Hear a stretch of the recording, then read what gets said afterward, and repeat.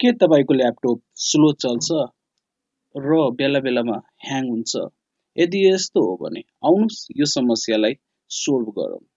सुरुमा तपाईले window plus are थिच्नुस्। मैले विन्डो प्लस आर प्रेस गरे। तपाईले यहाँनिर देख्न सक्नुहुन्छ यस्तो खालको बक्स। अब यहाँनिर तपाईले लेख्नु पर्ने हुन्छ क्लीन एमजीआर क्लीन म्यानेजर र ओकेमा क्लिक गर्नुस्। जसरी ओकेमा क्लिक गर्नुहुन्छ तपाईको यहाँ डिस्कहरु खुल्नेछ।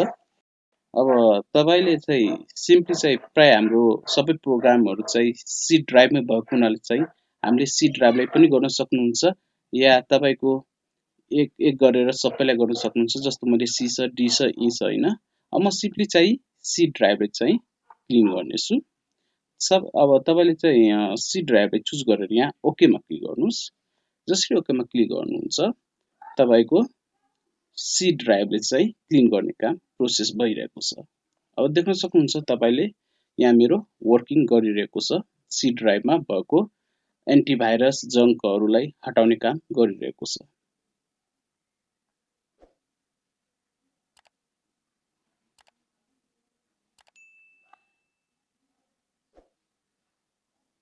अब यहाँनिर देख्न सक्नुहुन्छ यहाँनिर दुईटा चीजमा मेरो चाहिँ एन्टिभाइरस देखाएको छ हैन, जङ्क चाहिँ देखाएको छ हैन। अब यसलाई चाहिँ तपाईले सिम्पली ओकेमा क्लिक गरिदिनुस् र यहाँ डिलिट फाइलमा क्लिक गरिदिनुस्। अब तपाईको क्लिनिङ हुन स्टार्ट भइसकेको छ। त्यसरी नै तपाई फेरि एकचोटी अगेन विन्डो प्लस आर थिच्नुस् र अब यहाँनिर तपाईले लेख्नु पर्ने हुन्छ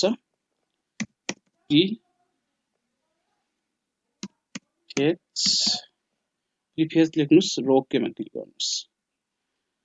तपाईको अगाडि यस्तो जति पनि जङ्कहरु थियो त्यो सबै शो गर्न थालेको छ। अब यसलाई चाहिँ तपाईले कन्ट्रोल प्लस ए प्रेस गरेर सिलेक्ट गर्नुस् र सिम्पली यहाँ शिफ्ट प्लस डिलिट थिच्दिनुस्।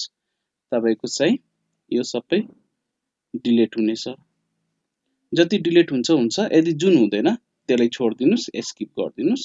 ओके र यहाँनिर क्लोज गर्दिनुस्। अब त्यसरी नै तपाईले फेरि अगेन गर्नुपर्ने हुन्छ विन्डो प्लस आर थिच्नुस् र अब यहाँनिर लेख्नु पर्ने हुन्छ तपाईले हैन, अगाडि पर्सेन्टेजको लगाउनुस्। अब तपाईले सिम्पली यहाँनिर पर्सेन्टेज लेख्नुस्। यहाँ देख्न सक्नुहुन्छ मेरो टेम्प आइसकेको छ। यो टेम्प चाहिँ लेख्नुस् हैन, यसरी लेख्नुस् अनि ओकेमा क्लिक गरिदिनुस्। जसरी ओकेमा क्लिक गर्नुहुन्छ तपाईको जङ्क चाहिँ एकचोटी फेरि देखाउनेछ र तपाईले कन्ट्रोल प्लस ए प्रेस गरेर सिलेक्ट गर्नुस्। शिफ्ट प्लस डी गरेर तपाईले क्लिक गर्नुस्, यसमा क्लिक गरिदिनुस्,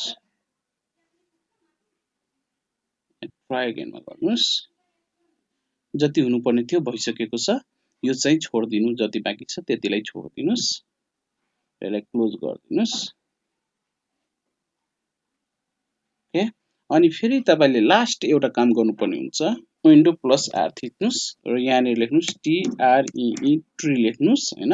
ट्री लेखिसकेपछि तपाईले यहाँ ओकेमा क्लिक गरिदिनुस्। तपाईको सबै चीज डिलिट हुन्छ र प्लसमा तपाईको 1000 प्लस बढी रिफ्रेश हुन्छ है।